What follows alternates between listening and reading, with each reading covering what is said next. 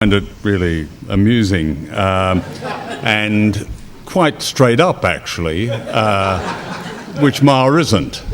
I mean, Ma, and I don't want to personalise this too much, but Ma is everywhere, so why not?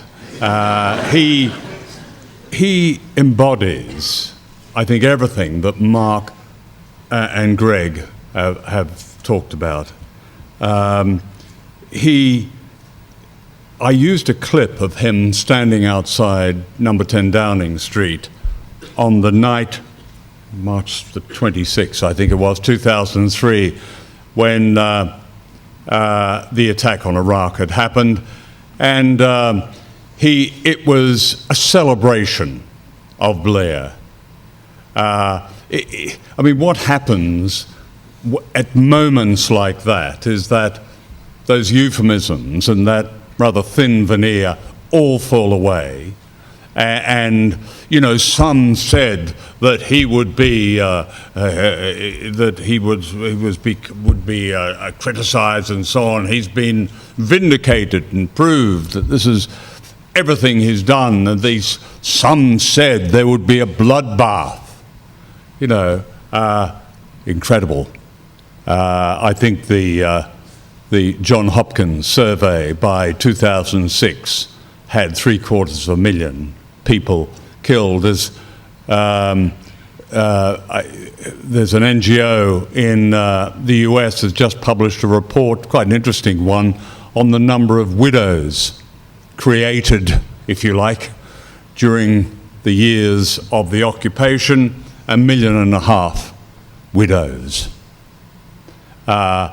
Those statistics, of course, are terrible, and we don't have to fall into the trap of simply producing apocalyptic statistics, though I think they're important. I think they're important to understand the sheer scale of what Britain, what the United States, what those who act in our name have done and how they are presented. Ma's speech, and he was a BBC political correspondent then, outside number 10, was a speech of celebration.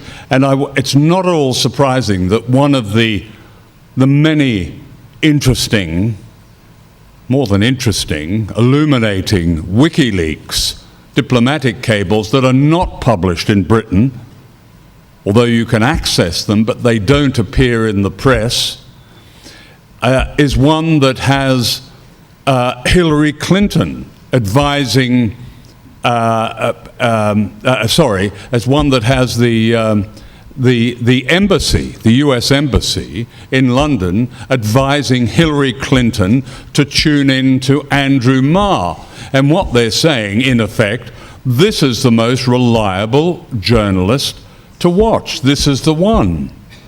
I mean, I would have thought probably Marr would take that as a compliment. But it's a shaming thing for the most rapacious power in the world to recommend you as a source of information. No, none of this is recent. You know, the last British war that was reported without censorship was the Crimea. The great war correspondent William Howard Russell and his equally great editor John Delane of the Times. It was Russell, of course, who exposed the catastrophe of the Light Brigade, the charge of the Light Brigade. I mean, both of them, Queen Victoria was outraged. The government wanted to try both of them for treason. And really after that, the likes of Russell, apart from Mavericks, and there have been a number of Mavericks, but as an institution, that was ended then. And you arrive at the First World War, which really invented embedding. All the correspondents were deeply embedded. Some tried to buck the system, as it always happens, but the overall impression created by correspondents during that slaughter was that it was all worthwhile.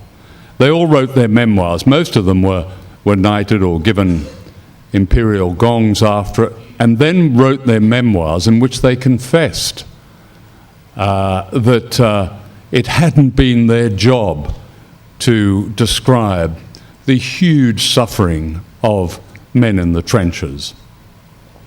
I mean, one of the interesting, I think, graphics I showed in my film that Emily mentioned was how the killing of civilians has really taken over in modern wars. First World War, I think the killing of civilians was a minority, quite a small minority. It was armies just blasting away at each other. By the time you've got to Second World War, the killing of civilians is approaching 50%.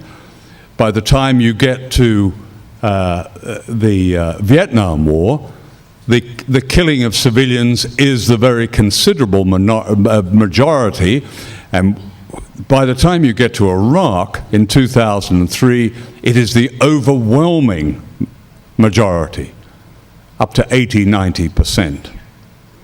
That is the story of modern wars, and that is the story that is almost never reported. I agree with certainly with Greg, his views about the BBC. I've never thought that The Sun was particularly important in understanding how wars are reported. I think Fox in the United States is, because it's television and it goes everywhere. But the most important, above all, is the organization that has this extraordinary credibility. And I often slumped in front of the television, trying not to watch news or current affairs. I see why. The production values are so good. You know, I'm envious when I see some of the values of how the natural history series are produced, the drama, the very interesting and quirky series that have nothing to do with news, of course. You know, it is brilliant. News and current affairs stands out as the disinformation that my friends have described. Unwatchable for me, unless I'm going to sit there night after night, deconstruct it and monitor it, as sometimes I do. And it's when you hear it's so bad in the United States that the BBC is regarded as, over there, BBC America is regarded as the place to go to find out what's really happening. Thanks to Greg and the work of his unit, we've been able now to start to deconstruct this enormously powerful propaganda system. We've started to understand that, for instance, in the run-up to the Iraq War, as the University of Wales at Cardiff and Media Tenor surveys showed, the overwhelming coverage of the BBC was the government's view on the war. Forget the million or so people in the streets of London. Forget the evidence that was already coming out about weapons of mass destruction and that propaganda. That was the coverage, and it was incredibly important. And when a couple of people at the Trafalgar Square rally, which I attended today, spoke at, talked about journalists having blood on their hands. That sounds pretty tough, but it's correct. Because while journalists do this, while they beat the drums of war, while they echo and amplify the lies, the disinformation, the distortions of government, instead of investigating them, instead of explaining them, while they do that, then, as the famous American anchor Dan Rather said in an interview with me, the Iraq War might not have happened. Now, not sure that would apply to this country, but in the United States, where the media has such enormous power, negative, but had it done its job, that's what he's saying, a man right at the center of the mainstream, that invasion might not have taken place. That's the responsibility of media. And that's, you know, that's what has made the arrival of WikiLeaks, why it's caused such panic in the BBC, why it's caused such panic in all the newspapers, including The Guardian, because it passes the gatekeepers. Here is the raw material. You know, and to hear some of these people talking about the risks that WikiLeaks has taken with people's lives, when in fact what WikiLeaks is telling us is that our side is the source of an enormous bloodbath, the kind of bloodbath that Mark has described so well and has documented in his books. It's the most important development. It is the best side of the internet in my time as a journalist. When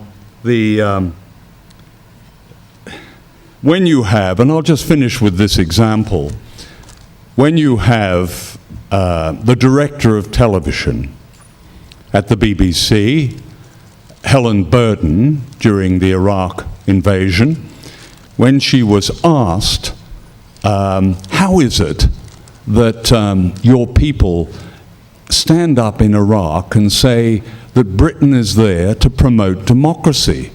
What evidence do you have of that, you know, to make that statement?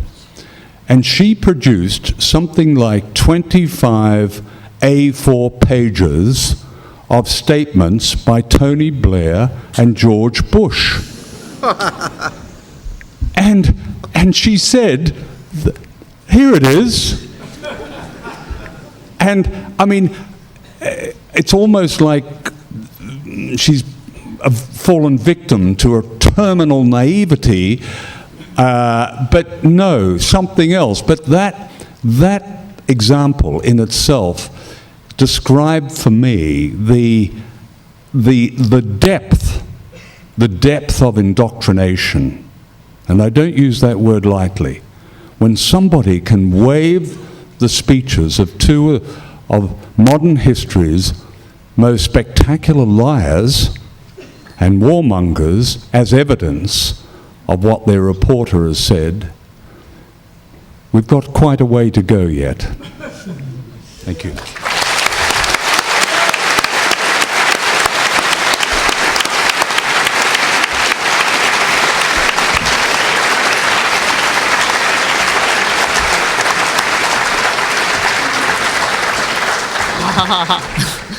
Right, we've got that wonderful technology, roving mics, if they're working. I'm going to take, because we are advanced enough in our media to be gender balanced, I'm going to take one woman, one man, one woman, one man as questions. So I will start off with, I'll have this woman here and then this man over here. Which woman? Yeah. And I think we'll ask the questions and then straight away have an answer. Yeah, so you don't forget what people's questions were. Hi, as a former member of the mainstream media, I do feel it's slightly unfair, some of the things that have been said. I covered Afghanistan for about 7 years, and I actively challenged the editorial. I worked for Voice of America, which was seen in a particular light, and I challenged all the time the kind of editorial lead I was given. And Excuse me, who do you work for? I worked for Voice of America and for Newsweek. Right, Voice of America. And ABC Australia, Guardian, lots of people. But I found that you could challenge the kind of view maybe you were expected to report on. And I definitely did lots of reporting about Hekmatyr's past and his links with the US, etc., etc. And I was able to get lots of stories on air. Sometimes I had to really fight for them. But I think it's a bit dangerous to just kind of have it a complete binary view that you can't do anything. And I think it's important to challenge the media from within it as well, as probably the guy from the Glasgow Media Group has been recommending. You can do things. And I actually wrote to the Daily Mail once challenging their coverage of Afghanistan after the 2001 invasion. And they actually sacked the reporter that had written that story. So you can do things. So my question is, how could you, what encouragement would you give to journalists who are sort of in that mainstream media to challenge maybe the editorial policy that they're labouring under? Who would like to answer on that one? Well, okay. I mean, I will, if you like. What to journalists? Do it. Do it. I mean, it's quite ironic. Voice of America, which was basically an official propaganda voice of the United States, actually put against some of the really raw propaganda of CNN and BBC and so on, comes out not badly these days. I always find that quite ironic.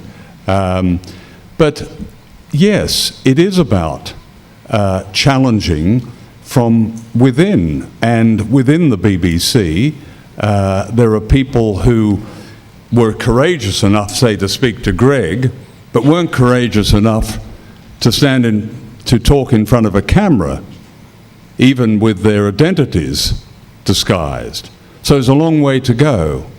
And it's no good journalists saying, well, it's not too bad, when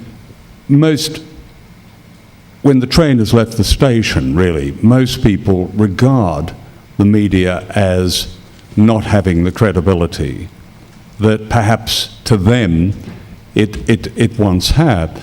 I mean, I would think the first thing to do, yes, you challenge within, you stand up for what you believe is the story, you offer another angle of the story, and you do it consistently, politely, and persistently. They're not monoliths. Media institutions are made up of human beings. These things can happen. But the fear that Greg describes, particularly about Israel-Palestine, running through, say, the BBC, that has to end. Because the public on that issue is so far ahead of journalists.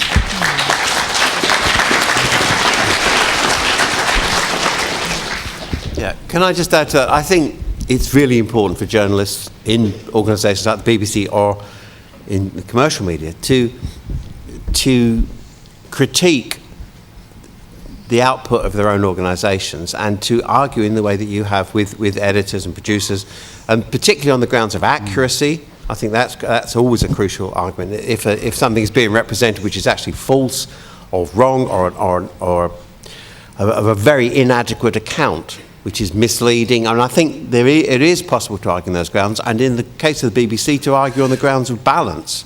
And I think it's terribly important to take it up in the way that you have. And I've seen many journalists try to do that with different kinds of consequences, like Ulla Gurin being sent off to work in America instead of on the Middle East. I mean, it's sometimes not very good for your career to do that. But nonetheless, if you've got the courage and the power to do that, then that's a good thing to do. But what I'd also say is that we're going through a rather unique and interesting moment, that with a combination of the failures of the utter failures of the wars in Iraq and the appalling consequences of that and Afghanistan, you can get, it's a moment, plus the banking crisis and the near collapse of the international financial system, it's a moment where there is a huge amount of doubt and soul-searching going on inside the ruling class itself, but about what on earth they're going to do. I think they actually don't know quite what they're going to do next, except give more money to the banks and tell poor people they're going to get poorer. But I mean, basically, that's the strategy. But at the same time,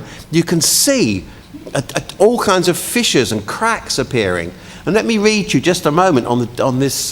Just take 2 seconds to listen to this. This is a double-page spread in one of today's newspapers with an excoriating attack on British policy in Iraq and Afghanistan, and particularly Afghanistan and the conduct of the military. And it reads, as I saw in Helmand, the British forces are now widely hated in Afghanistan because of this blood-soaked mess. Amongst Helmandis, Britain is largely viewed as a destructive foreign invader rather than the benign liberator of fashionable political rhetoric. It's all great stuff. It then goes on to rip lumps out of the current organisation of the army and the military, and saying that within the senior leadership of the army and the other forces, there's a belief that the more senior people you've got working under you, the more power you have, and the greater your own status is. So the result of this wonderful policy was that, as they say, today there are now more generals in the army than helicopters and operational tanks, while the Royal Navy has more admirals than ships. It's a wonderful piece of journalism. Anyone want to guess where this double spread appeared? But none of you read it. Daily Mail. It's in the Daily Mail. Wonderful read. Go and read Alex Brummer ripping lumps out of the current policy on the banks. Or they just hired also the editor of the financial news from the Observer to do pieces in there. I mean, we've been quoting the Daily Mail quite a lot on our website because it's so interesting in the way in which you can see these fissures appearing. It's like the ground is shifting under their feet and they're searching around, trying to know what to say. So it is a unique moment. It's an interesting moment to push in new kinds of arguments and to open up these public debates in the way that we've been suggesting. Right. I think the next person was the bloke in the T-shirt with a greyish, pinkish T-shirt and no hair. You could have said the guy with no hair would be fair enough. The panel has talked extensively about the disinformation that we receive regarding justifications for military intervention. And I apologise if this is a naive question, but is there ever any justification for a military intervention? For example, what would have to happen in somewhere like Zimbabwe for there to be a justification for a military intervention?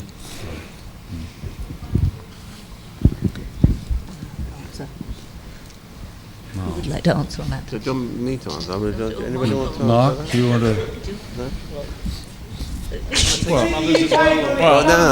Is there any justification for intervention? By whom? Are you suggesting by us? No, I'm not suggesting by us at all. Well, I think the broad answer to that is no. But there have been certain exceptions when your own country is under attack. And I can think of one example when Cambodia, under the Khmer Rouge, attacked Vietnam. People seem to think that the Vietnamese decided to do a crusading job and to save it. They did that, but it was they attacked and invaded and occupied Cambodia because they themselves were attacked. I think that's the only time, as a broad principle, as far as I'm concerned. Okay. Going to move it to one over here. Do I hold it? Oh, hi, yeah, my name's Elizabeth, and I have... pardon? Closer? Yeah. Okay. I can't remember his name, but he's the guy with the dark hair at the end over there. Mark Curtis. Right, Mark Curtis. I have something to say, and that is I actually believe that Bush did 9/11 and stuff like that. And I don't consider myself to be a weirdo. You know, I've seen John Pilger's film, I looked at it and I agreed with it and I understood it. The same way I have seen other films done by peers like yourself about 9/11, and there are serious potholes. And I just resent you saying what you said. I mean, that just really cheesed me off. I just think you ought to know that. You know, if you believe about what's going on now. Can you summarise and tell us, ask a question? Yeah, I'm just saying how, because of what he said, I just think it's like disinformation coming from him when he calls people wackos and things like that. That's all. Okay. Yeah. I think Mark would like to respond. There's absolutely no evidence whatsoever that 9/11 or 7/7 were inside jobs, and it is completely preposterous. I mean, we have to go by the evidence, the evidence that emerges. There's lots of discrepancies between the official account given of 9/11, by the Bush administration and the reality. Absolutely. But is there any evidence that that 9/11? No, there's absolutely. Well, I'm sorry, there is absolutely not. And it's very important. What I was trying to say, it's very important that we exercise sound judgment in our analysis, because it's very important that we speak the truth based on the evidence that we have presented to us, and not on speculation, because it doesn't do our cause any good. I think if we're going to just have general conversation, let's do that in the bar afterwards, because we won't be able to hear everybody. Right. I'm going to take this man here with the whitish T-shirt with the pinkish bit on it.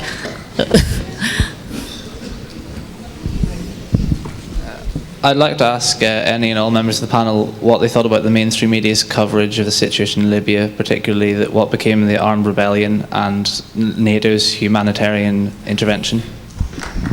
Mainstream media coverage of Libya and the armed rebellion.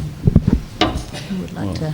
Well, following in the tradition, the mainstream media's Gaddafi is the worst dictator of all time. The disinformation got an early run in order to justify a NATO attack. That is a massacre and a genocide. I think the word was used even at one point in Benghazi, which didn't happen. The inconvenient facts about the the hideous abuse of black Africans in Libya was omitted from the news. The people based in Benghazi were called revolutionaries, and whereas the people who were resisting in Iraq and Afghanistan and anywhere else are called insurgents. This is not to say that there was not an uprising. There was an uprising in Libya, but it was quickly appropriated. The Egyptian military got in weapons to them, and in came NATO. And it's my view that they wouldn't be this National Transition Council would not be in power today had it not been for NATO. And while we're speaking today, a city that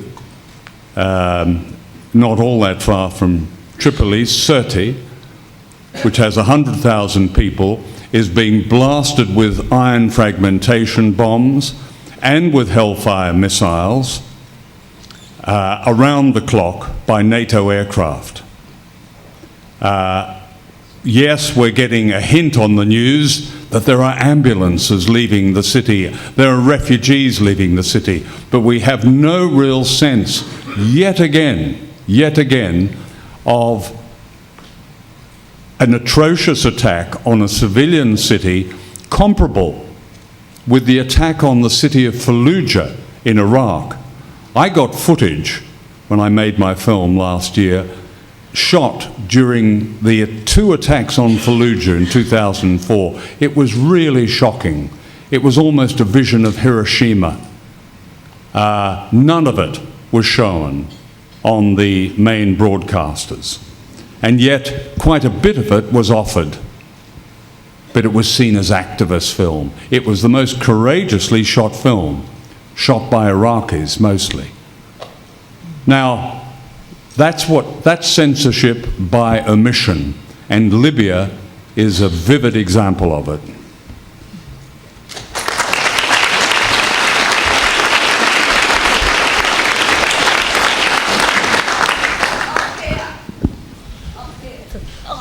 A woman up there. No, it's a man, but he's had his hand up. Oh, yeah, but we're doing gender balance here.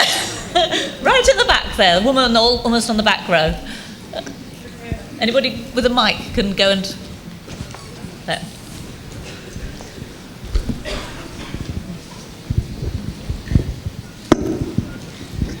Hi, it's not exactly war, but it is people under attack, and it's in this country. I was wondering what the panel's view was about the coverage of the so-said looting, the riots that followed the events of the mishandling of the shooting in Tottenham. Coverage of... Talk a bit about it. Yeah.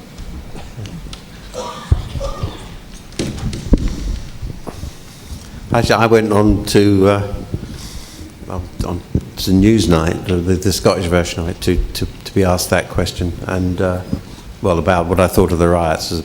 And I said, well, as a sociologist, I thought the 2 questions that you might ask, and which haven't been asked in the media, is why did it take so long for them to happen, and why were so few people involved? I think a lot more.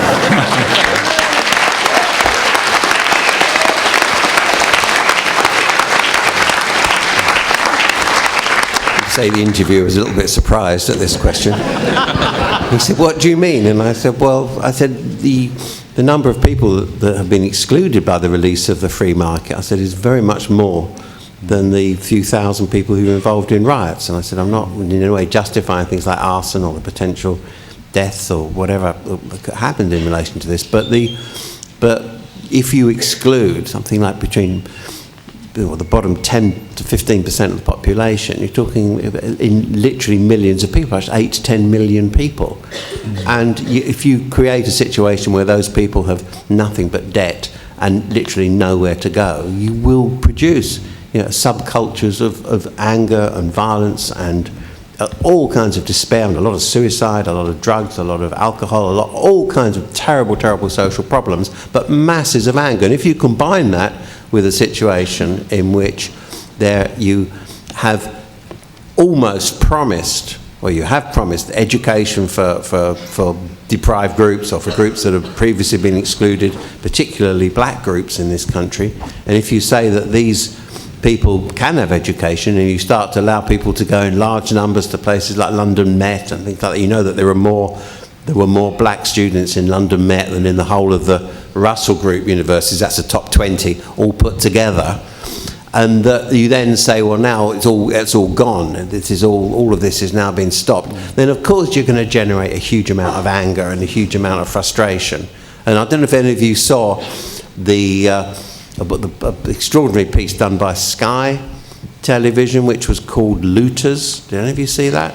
The fascinating piece, and I mean, Sky got into all kinds of trouble for doing it, and masses of complaints, and actually took it off their website in the end. But there was a half-hour report which they interviewed 3 young guys from who had been involved in the looting and who'd wanted to speak, and they were masked, and their identities were hidden. But it's a fascinating piece. You can get it on YouTube. It's called Looters, and they spoke. And these boys were being asked the normal kind of media type questions. Don't you feel embarrassed? Isn't this awful? Shouldn't you be working, going out and getting a job and learning things? And the guys said, look, we went through all that. We went through the education. We got our qualifications. We got our A levels, and we took our our CVs out, and we got dressed up and went round all the places looking for jobs. And they said, and you know the place that we did? And they were talking about, they said, one shop we went to, big electrical shop, they wouldn't even look at our CVs. They said, and that's the one we did. They said, we went back there. They said that was payback time, man. And then the guy was saying, and then this goes on like this. You must watch. It's quite fascinating. I mean, just picking that up.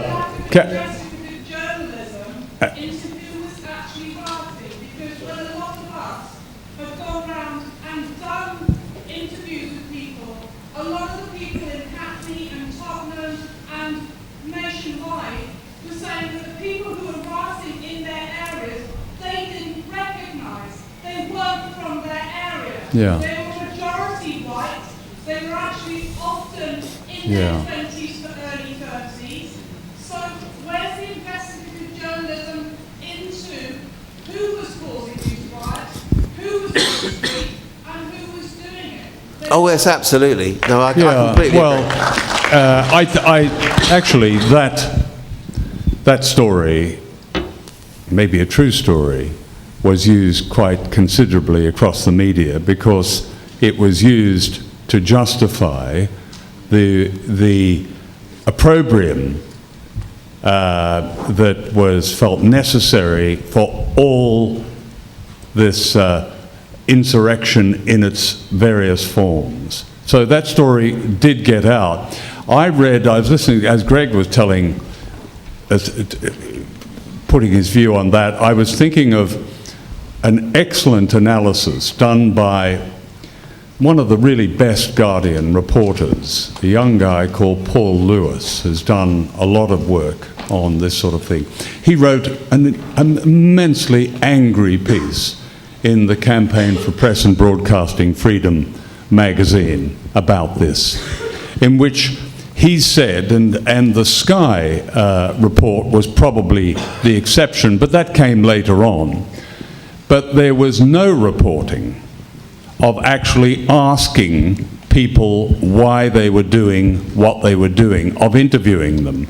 All the reporting was pretty much like wars are reported, actually. It was entirely judgmental.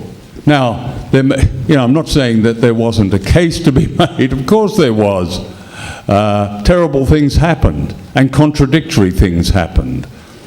But no reporter, according to Paul Lewis, went to the people who were doing it and got information from them. The who, what, when, and where, and why from them, which is a very basis of journalism, at least I learned it. But it was done in an entirely finger-wagging outrage in the way that Northern Ireland was reported year after year after year, never explaining why, never going to people and hearing their view, however unpalatable that view.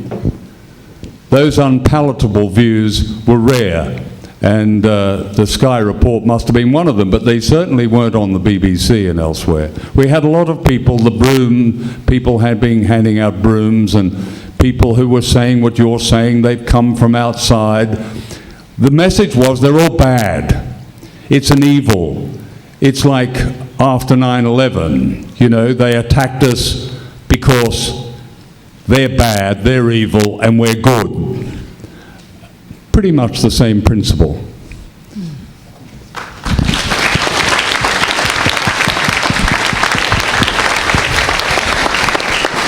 I can see all the hands waving, and I also realise, having been horribly punctual, that we've come to the end of this session, and the speakers will be around afterwards, and I know that John has got to go and do an interview in about 10 minutes, but we are drifting up to the bar afterwards, so if people want to talk to the speakers or continue this conversation afterwards up in the bar, you're very welcome. So I'd like to thank John Pilger, Mark Curtis and Greg Philo. Thank you.